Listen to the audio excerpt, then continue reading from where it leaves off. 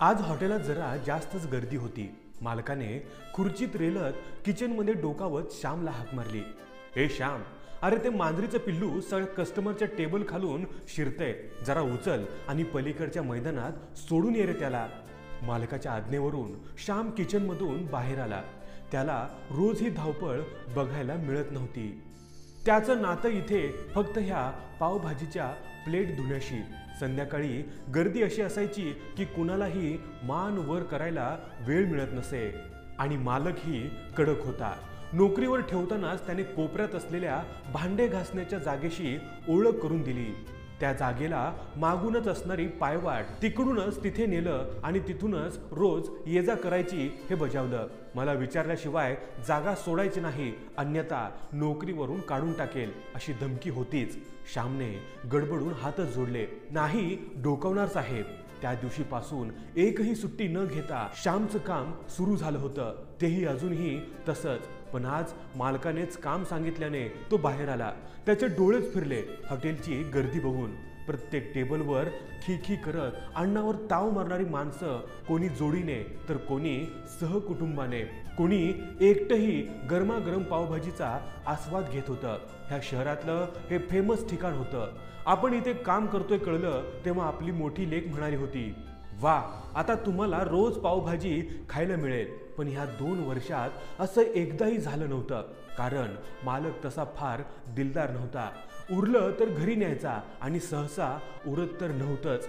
कितीतरी गिराईक परत गेलं अशी चर्चा वेटरची आतमध्ये सुरू असायची। पण खरंच भाजीची दरवळ आतही आणि आता बाहेरही तेवढीच येते या भावनेने श्यामच्या पोटात खळबळ झाली। त्याने सहज प्लेट नेणाऱ्या एका वेटरला विचारलं, एका प्लेटला किती देतात ही माणसं? किंमत ऐकून त्याचा तोंडाचा आ झाला। तेवढ्यात मालक पुन्हा खेकसला, अरे श्याम, ती मांजर उचल, त्या कोपऱ्यातल्या टेबलांकडे गेली आहे ती। त्यांचा काहीतरी फॅमिली प्रोग्राम सुरू आहे, बघ लवकर। श्याम हो हो म्हणत पळाला। ते पांढरं शुभ्र पिल्लू 8 दिवसांपासून त्रास देत होतं, पण श्याम त्याला शिळ्या पोळीचे तुकडे देऊन तिकडेच रमवत होता। पण त्यालाही बटर पावभाजीचा वास आवडला असेल असा विचार मनात येऊन श्यामने हसतच त्याला टेबला खालून वाकून बघितलं, फिसफिस करत बाहेर घेतलं आणि गोंजारत त्याला उचलू लागला। त्या टेबलावर नेमका निरोपाचा एक कार्यक्रम सुरू होता। एक बाई बोलत होती, आज हे कुठे काम करत होते त्या जागी आल्यावर खूप छान वाटलं। तिथे तयार होणाऱ्या वस्तू बघून आनंद झाला आणि तुम्ही सगळ्यांनी खूप छान निरोप आम्हाला दिला, कारण ह्या जागेची पावभाजी आमच्या कुटुंबाला खूप आवडते। टाळ्या वाजल्या। श्याम भानावर आला। पिल्लू घेऊन मैदानाकडे गेला। येताना काहीतरी विचारचक्र त्याच्या डोक्यात फिरत होतं।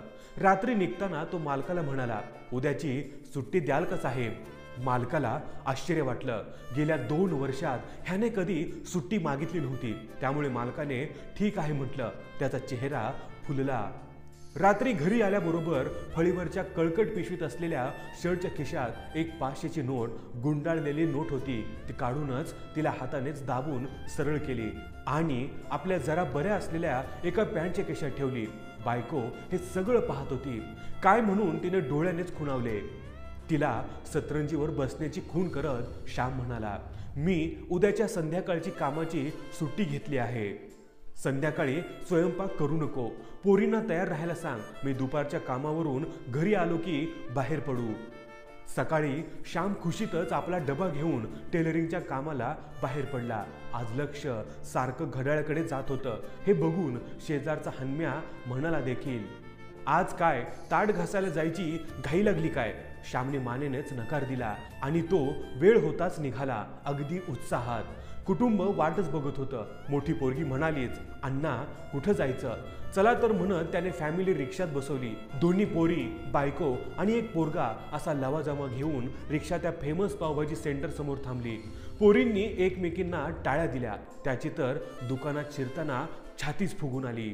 सगळे वेटर एकदा त्याच्या फॅमिलीला आणि एकदा मालकाकडे बघत होते। मालक चष्मा खाली करून भुवया उंचावून बघत होता। एका टेबलवर बसून श्यामने हातानेच एकाला खुणावले। 5 पावभाजी अशी ऑर्डर दिली। गरमागरम वाफावती बटर घातलेली पावभाजी समोर टेबलावर होती. ज्या डिश आपण रोज घासतो त्या डिशमध्ये आज गरम अन्न आपण खातोय ह्याच मनोमन तृप्ती श्यामच्या चेहऱ्यावर होती. आणि लेकरं देखील खुश दिसत होती. फक्त त्याची बायको मात्र कुरकुरत होती. कशाला फालतू खर्च? श्याम हसून म्हणाला, अगं मध्ये आमचा भाजी चिरणारा नव्हता आला, मग ते काम 4 दिवस मी केलं. त्याचे जमले होते ना पैसे. आणि रोज नुसतं नाकाने तृप्त होण्यापेक्षा कधीतरी माझ्या पोटालाही तृप्ती मिळू दे की. ती हसून म्हणाली, खरंच 4 तास हा घमघमाट असतो तुमच्या भोवती. कसं नियंत्रण ठेवत असाल जिभेवर, भुकेवर? तो हसला आणि म्हणाला, तुझ्या हातच्या स्वयंपाकाची सर ह्याला नाही. आणि हे खाणं काय आपलं गरिबाचं आहे होय? आणि तुम्ही घरी माझ्यासाठी थांबणार आणि मी एकटा हे खाऊन येणार, असं कसं होईल बरं? माझी तायडी म्हटली तेव्हापासून माझ्या डोक्यात येत होतं, येऊ खायला एकदा, आज झाली इच्छा पूर्ण. तायडीला बापाकडे बघून उगाच डोळे भरून आले असं वाटलं. तिखट लागलं ग बाई म्हणत तिनं डोळे पुसले. पलीकडे बसलेला मालक सगळं ऐकत होता.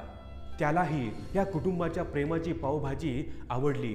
आदर, प्रेम, एकमेकांसाठी ओढ, ह्या सगळ्यांचा मेळ मस्त होता श्यामच्या कुटुंबात. मालकाला कौतुक वाटलं श्यामने केलेल्या ह्या कृत्याचं. पाणी पिऊन श्याम मालकाजवळ आला. मालक, बिल किती झालं? सगळ्यांनी पोटभर खाल्लं होतं. प्लेटशिवाय वेगळी भाजी, पाव बरेच लागले होते. श्याम हातात ती 500ची नोट घेऊन उभा होता. मालकाने आकडा सांगताच त्याला घाम फुटला. आणखी 300 रुपये. तो घाबरत म्हणाला, मालक आजची अर्धी सुट्टी घेतो, जाऊ का डिश घासायला मध्ये? पगारातून घ्या मग कापून हे 300 रुपये. मालक गोड हसला, अरे गेले कित्येक वर्ष मी पावभाजी विकतोय, पण आज तुझ्या ह्या कृतीतून खरा पावभाजीचा अर्थ कळला. मला आपलं कुटुंब हे पावभाजीचं असतं ना, जसं तुझं आहे त्यात नात्याचा गोडवा, प्रेम, आदर, काळजी असं सगळंच आहे. आज तुझ्या कुटुंबाची ही पावभाजी बघून मन भरून आलं बघ.